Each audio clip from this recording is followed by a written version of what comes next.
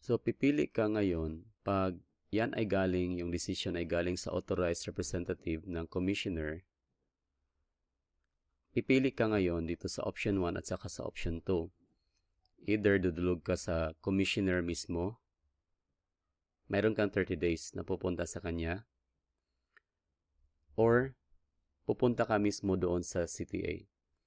Na uulitin ko, itong dalawa ay hindi pwedeng dalawa yung pipiliin mo. Either lang sa dalawang ito. So, ibig sabihin kung papunta ka ng CIR, yung 30 days ay magra-run pa rin. Kumbaga, kung hindi mo i-exhaust itong CTA. So, better if kung gusto mong sa CTA, kasi parang probably pareha din naman yung decision ng CIR dito sa kanyang authorized representatives, then you need to go to the CTA. Okay, so yon. Now, ngayon, kung ang decision ay galing mismo sa commissioner, ang only option mo is to go to the CTA. And again, mayroon kang 30 days. Okay, kasi pag galing niyan sa CIR, there's no need for you to file a motion for reconsideration. So, pwede lang mo lang gagawin ay pupunta ka na sa CTA.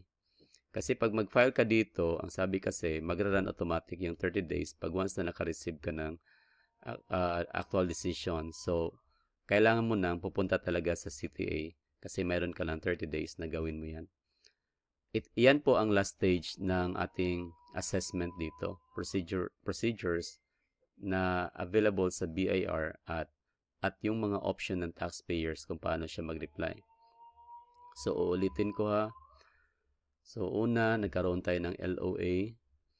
Bibigyan ka ng una, first notice, then my second notice, that is the final. Kung hindi ka mag-comply, mag-issue sila ng subpoena dosis tecum. That is requiring you na isusurrender mo lahat ng mga evidence na kailangan nila. Then, kung nandun na, then they have given 90 days na mag-audit dun sa'yo. Pero hindi yan mandatory yung 30 days ha. So ngayon, pag nakakita sila ng discrepancy, mag-issue sila sa'yo ng notice of discrepancy. NOD yan. Magkakaroon kayo ng informal meeting in 30 days para ma-resolve yung mga discrepancies na yan. Para magkasundo kayo. Ngayon, pag hindi ma-resolve, i-forward nila yung kaso mo doon sa region level. Ngayon, mag-issue sila ng PAN and you need to reply the PAN within 15 days. Then, pag once natanggap nila yung reply or kung hindi ka nag-reply ng 15 days, ibig sabihin na you disagree with the PAN kung hindi ka nag-reply. Kung nag-reply ka, it could be na nag-agree ka or nag-disagree. So, kung nag-disagree ka sa reply mo or hindi ka nag-reply, mag-issue sila ngayon ng FAN, Final Assessment Notice. Kung nag-agree ka naman, pwede mong bayaran mismo yung tax na nakasaad doon. Sa FAN, pag nag-issue na sila, bibigyan ka nila ng 30 days para mag-file for motion of reply to request for reconsideration at saka reinvestigation. Kung mag-reply ka ng reconsideration or reinvestigation, both yan within 30 days ay kailangan mo mag-reply or either pala sa kanila, and you have to state that doon sa reply mo kung reconsideration ba yun or investigation. Kung ang reply mo ay re-investigation, bibigyan ka ng additional na 60 days para magsumite ng mga additional evidences. Pag once na nabigay mo na yung mga additional evidence, ang gagawin ng BIR ay, ang gagawin mo ay, hihintayin mo yung kanilang decision. Now, kung mayroong actual decision before the lapse of the 180, ang 180 kasi is, ito yung waiting decision. Waiting period sa decision. Before the lapse of the 180, kung nagkaroon ng actual decision, ang gagawin mo ay pupunta ka ng CTA, Court of Tax Appeals, kung nakakatanggap ka ng decision dito. Okay? Kung ang natanggap mo ay galing sa CTA as a representative, authorized representative ng BIR, pwede kang mag-apila doon sa sa commissioner mismo. So, ibahin natin ha.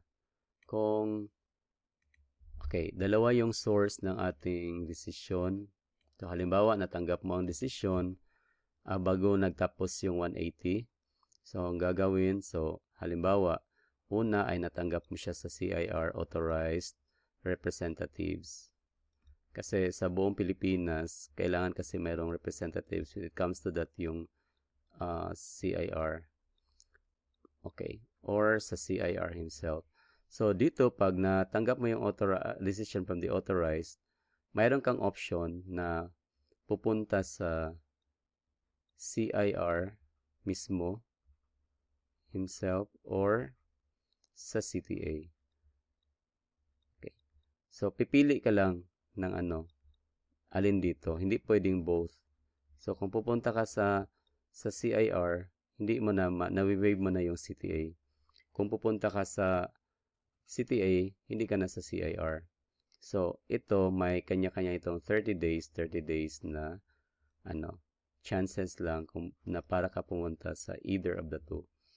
So, again, dito naman, kung ang natanggap mo na decision ay galing na naman sa CIR himself, the only option that you have is to go to the CTA.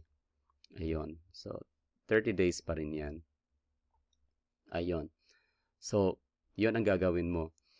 Dito, the only protest ang pwede mo lang maipasa sa CIR kung halimbawa natanggap galing sa authorized lang tapos nag-motion ka sa CIR, motion for reconsideration lang ang pwede mong dyan. Wala pong motion for investigation ang pwedeng tatanggapin.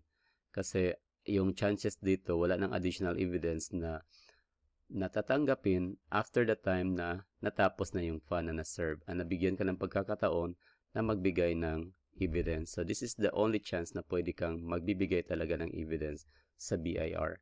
Sa dito na stage, wala na. So, ngayon, halimbawa, kung wala talagang actual decision, tapos nag-lapse, no actual decision na natanggap. So, mayroon kang dalawang option. Una, pwede kang pupunta sa CIR. Okay. Ito pala yung second option. Sa CTA pala, mayroon kang 30 days. So, yun yung first option mo. Ang ikalawang option ay pwede mo pang hintayin yung desisyon ng CIR. Okay. Decision. Okay.